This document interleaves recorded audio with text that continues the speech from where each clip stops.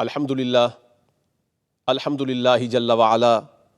وصلی اللہ وسلم علی نبیہ المصطفیٰ رسولہ المجتبیٰ امینہ علی وحی السماء خاتم الرسل والانبیاء سیدنا وسندنا ونبینا ورسولنا محمد المصطفیٰ وعلی آلہ النجباء واصحابہ الاتقیاء ومن بہدیہم اقتدى الی یوم الجزاء اما بعد فاعوذ باللہ من الشیطان الرجیم بسم اللہ الرحمن الرحیم ان الذین آمنوا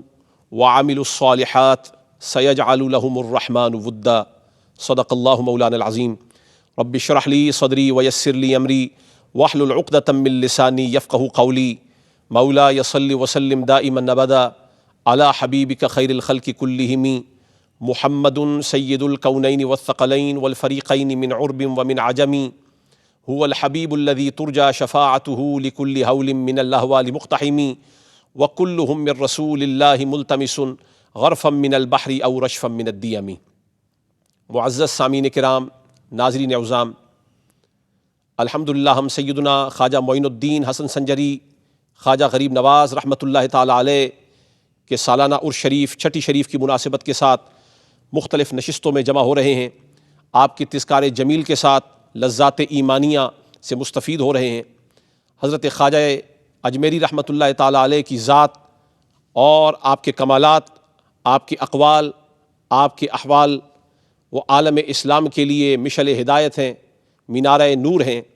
اللہ تعالیٰ نے اپنے اس کامل ولی کو قبول عام عطا فرمایا اور مرجع خلائق فرمایا ہے۔ قرآن کریم میں اللہ تعالیٰ ارشاد فرما رہا ہے ان الذین آمنوا وعملوا الصالحات سیجعل لهم الرحمن ودا، بے شک وہ لوگ جو ایمان لائے اور انہوں نے نیک اعمال کیے، ان قریب اللہ تعالیٰ ان کے لیے لوگوں کے دلوں میں محبت رکھ دے گا۔ اس کی شان نزول یہ ہے کہ حضور پاک صلی اللہ علیہ وسلم ارشاد فرماتے ہیں کہ جب اللہ تعالیٰ کسی شخص کو اپنا محبوب بنا لیتا ہے تو پھر حضرت جبریل امین کو بلا کے یہ ارشاد فرماتا ہے کہ اے جبریل، میں فلاں شخص سے محبت کرتا ہوں،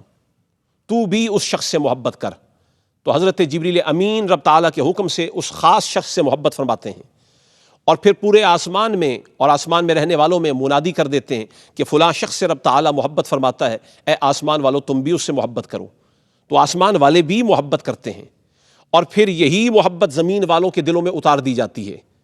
حتیٰ کہ محبت الہی، محبت جبرائیل اور محبت اہل السماء کے بعد اہل الارض، اہل زمین بھی اسی شخص کے ساتھ محبت کرنے لگتے ہیں جس سے پہلے اللہ محبت فرماتا ہے۔ اور یہ کون لوگ ہیں؟ یہ اہل اللہ ہیں، یہ اولیاء ہیں، یہ صالحین ہیں، یہ مقربین ہیں۔ اور حضرت سیدنا معین الدین حسن سنجری رحمۃ اللہ تعالی علیہ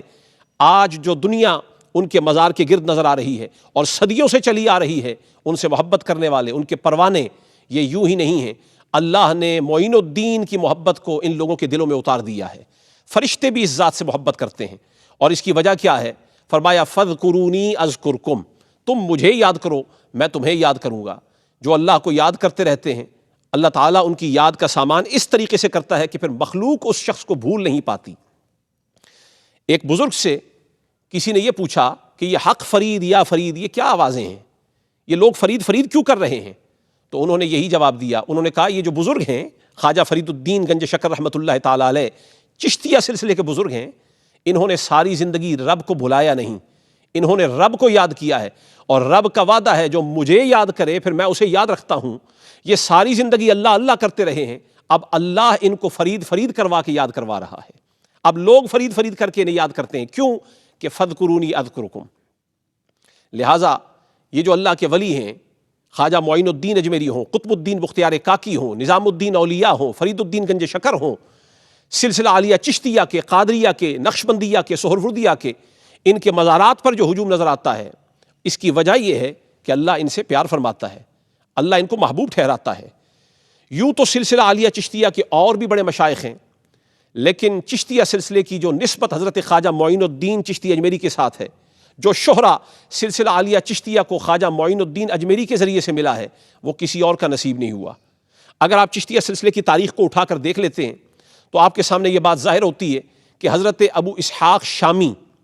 یہ پہلے بزرگ ہیں جن کے ذریعے سے چشتیہ سلسلہ چلا ہے۔ یہ وہ بزرگ تھے کہ جو ایک اور بڑے بزرگ حضرت ممشاد دینوری رحمۃ اللہ تعالی علیہ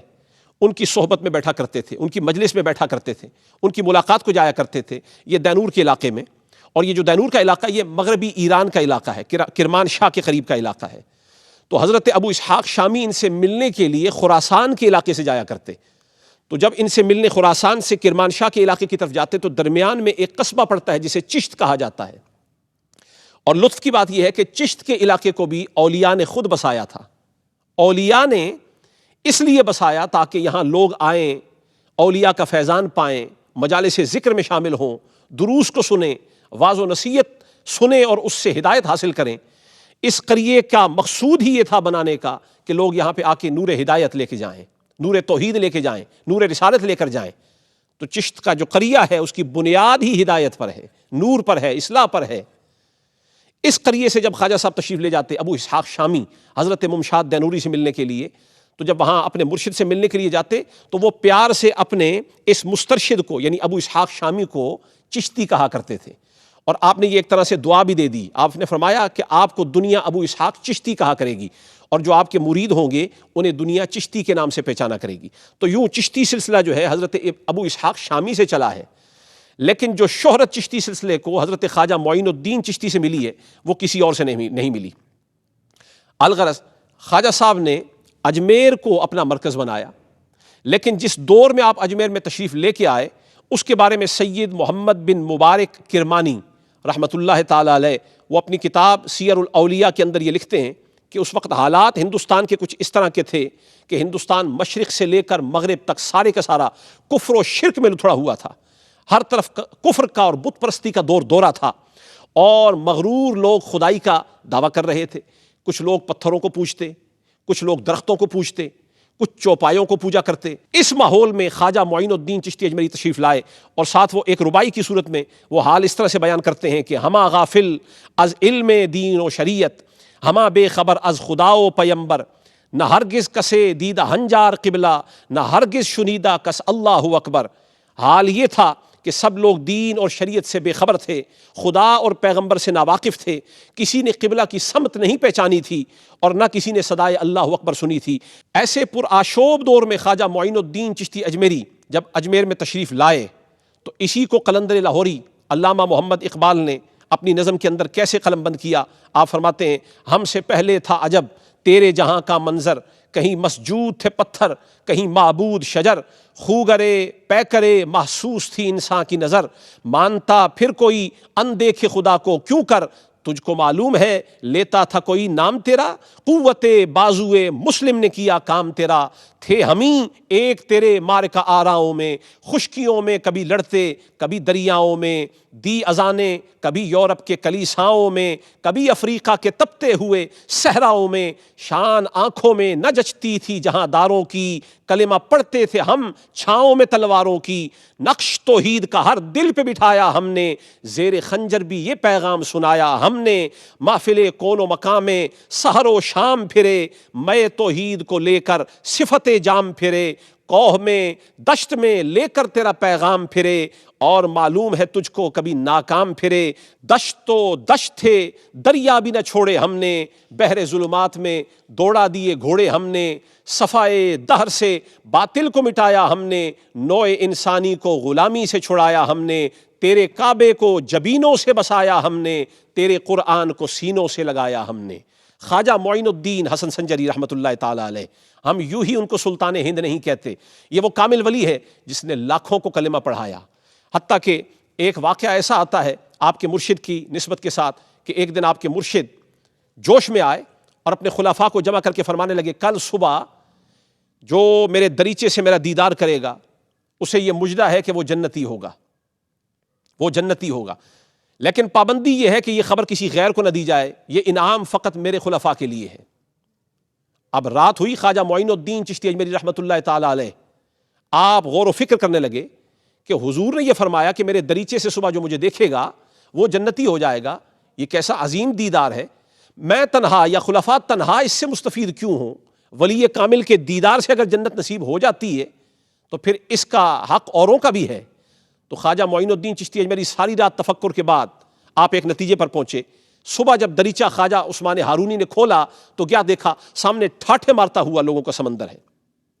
حضرت عثمان ہارونی حیران ہوئے، آپ نے فرمایا خلفاء میں سے کس نے جسارت کی ہے کہ عامیوں کو خبر کر دی؟ یہ تو انعام خلفاء کے لیے تھا۔ خواجہ معین الدین چشتی اجمیری آگے بڑھے اور عرض کیا مرشد یہ جسارت میں نے کی ہے۔ فرمایا کیوں؟ آپ نے فرمایا اس لیے کہ میں نے سوچا، ساری رات یہ سوچا کہ آپ کے دیدار سے جنت اگر نصیب ہو جانی ہے تو تنہا میں دیدار کروں گا تو مجھے جنت ملے گی، اگر اس دیدار سے لاکھوں کا فائدہ ہو جائے تو سودا گھاٹے کا نہیں ہے۔ مرشد میں نے اس لیے ساروں کو اطلاع دی ہے۔ تو جن کی مخلوق کے لیے درد کی کیفیت یہ ہے، گداز کی کیفیت یہ ہے، جو مخلوق کا درد رکھتے ہیں، انہیں غریب نواز نہ کہا جائے تو کیا کہا جائے، سلطان الہند نہ کہا جائے تو کیا کہا جائے۔ یہ حضرت خواجہ معین الدین اجمیری ہیں کہ جن کی وجہ سے آج ہندوستان میں نور اسلام نظر آ رہا ہے۔ آپ کی جو کرامات ہیں وہ اپنی جگہ پر، لیکن آپ کے ملفوظات، آپ کے اقوال، آپ کے احوال وہ بھی لوگوں کے لیے ہدایت کا سرچشمہ ہیں۔ حضرت خواجہ معین الدین چشتی اجمیری رحمۃ اللہ تعالی علیہ، ان کے کچھ اقوال آج کی اس نشست میں آپ کے سامنے رکھنے کی سعادت حاصل کر رہے ہیں، اور یہ ولیوں کے اقوال اور احوال وہ ہیں جن کے لیے بزرگ یہ فرماتے ہیں کہ اقوال الاولیاء جندم من جنود اللہ، ولیوں کے جو اقوال ہوتے ہیں وہ اللہ کے لشکروں میں سے لشکر ہوتے ہیں۔ یعنی اگر کسی شخص کا دل مردہ ہو جائے، وہ ولیوں کے اقوال سنے تو مردہ دل بھی زندہ ہو جاتا ہے۔ حضرت نظام الدین اولیاء رحمۃ اللہ تعالی علیہ وہ داتا صاحب کی کشف المحجوب کے حوالے سے یہ ارشاد فرماتے ہیں کہ جس شخص کا کوئی مرشد نہ ہو وہ داتا صاحب کی کشف المحجوب کا مطالعہ کرے، کامل مطالعہ بالاستیعاب مطالعہ کرے تو اللہ تعالیٰ اسے مرشد کامل عطا فرما دیتا ہے۔ معلوم یہ ہوا کہ اہل اللہ کے اقوال وہ مرشد کامل کا درجہ رکھتے ہیں۔ اسی طرح سے حضرت یوسف ہمدانی رحمۃ اللہ تعالیٰ علیہ وہ یہ ارشاد فرماتے ہیں کہ ایسا زمانہ آ جائے کہ جب اولیاء اللہ نگاہوں سے اوجل ہو جائیں، بسد تلاش بھی لوگوں کو کوئی ولی نہ ملے تو اسے کیا کرنا چاہیے؟ آپ نے فرمایا اس زمانے میں اسے اللہ کے ولیوں کی ارشادات، ملفوظات، اقوال انہیں پڑھ لینے چاہیے، انہیں ولی کامل کی صحبت میسر آ جائے گی۔ آج بھی وہی دور ہے کہ اولیاء اللہ کی تلاش کے باوجود بھی لوگوں کو مرشد کامل ہاتھ نہیں آتا، تو آج بھی کشف المحجوب ہمارے لیے رہنما ہے۔ حضرت خواجہ معین الدین چشتی اجمیری کے اقوال ہمارے لیے دلیل العارفین ہے، یہ ہمارے لیے مشعل راہ ہے۔ آپ کے اقوال میں سے چند اقوال یہاں آپ کے سامنے رکھتے ہیں۔ سب سے پہلے تو جس جہاں کے آپ شہنشاہ ہیں، وہ طریقت کا جہاں ہے، وہ معرفت کا جہاں ہے، وہ حقیقت کا جہاں ہے، اس ولی سے ہی پوچھ لیا جائے طریقت کیا ہے، معرفت کیا ہے، حقیقت کیا ہے، تو حضرت خواجہ معین الدین چشتی اجمیری رحمۃ اللہ تعالی علیہ آپ ارشاد فرماتے ہیں کہ شریعت مطہرہ یعنی حکم خدا اور حکم مصطفیٰ پر جب بندہ گامزن ہو جاتا ہے، یعنی قرآن و سنت پر عمل پیرا ہو جائے اور اس پر ثابت قدم ہو جائے، تو پھر اللہ تعالیٰ اس پر اس جہاں کے دروازے کھول دیتا ہے جسے طریقت کہا جاتا ہے۔ اور یہ طریقت وہ ہے کہ جس جہاں میں انسان کا دل، اس کا باطن حکم الہی کا پابند ہو جائے، جہاں آپ کی کیفیات اور آپ کے جذبات حکم الہی کے پابند ہو جائیں، آپ کے اندر صبر آ جائے، آپ کے اندر شکر آ جائے، اطاعت آ جائے، آپ میں سے حسد ختم ہو جائے، لالچ ختم ہو جائے، کینہ اور بغض ختم ہو جائے، تعصب و عناد ختم ہو جائے، ہر قسم کی باطنی بیماری ختم ہو جائے، تو اسے طریقت کہا جاتا ہے۔ حضرت خواجہ معین الدین چشتی اجمیری فرما رہے ہیں کہ جب کوئی شخص طریقت پر مستقل مزاجی کے ساتھ ثابت قدم ہو جاتا ہے، پھر اللہ تعالیٰ اس پر وہ جہان روشن فرما دیتا ہے، اس جہاں کے دروازے کھول دیتا ہے جسے جہان معرفت کہا جاتا ہے۔ یہاں پر پہنچ کر انسان کو وہ مقام ملتا ہے جس کی بابت حضور فرما رہے ہیں من عرف نفسہ فقد عرف ربہ، جس نے خود کو پہچان لیا، معرفت نفسی حاصل کر لی، اسے معرفت ربانی مل جاتی ہے کہ تو ہی رہے، میں نہ رہوں، اپنی نفی ہوتی رہے اور رب تعالیٰ کی ذات کا اثبات ہوتا رہے، اسے عرفان الہی مل جاتی۔ اور جو یہاں ثابت قدم ہو جائے، خواجہ صاحب فرماتے ہیں کہ پھر اللہ تعالیٰ اس پر حقیقت کے دروازے کھول دیتا ہے۔ یہ وہ مقام ہے کہ جہاں کسی شخص کی زبان سے جو بات نکل جائے، رب تعالیٰ اسے پورا فرما دیتا ہے، بندہ رضائے الہی کے مقام پر پہنچ جاتا ہے۔ تو یہ خواجہ صاحب کے ملفوظات میں سے آپ کے سامنے ایک قول رکھا ہے، انشاءاللہ اللہ تعالیٰ نے چاہا تو آئندہ نشست میں خواجہ صاحب کے ملفوظات مزید آپ کے سامنے پیش کرتے ہیں تاکہ ظاہر و باطن کی بالیدگی کا سامان ہو۔ والسلام علیکم ورحمۃ اللہ وبرکاتہ۔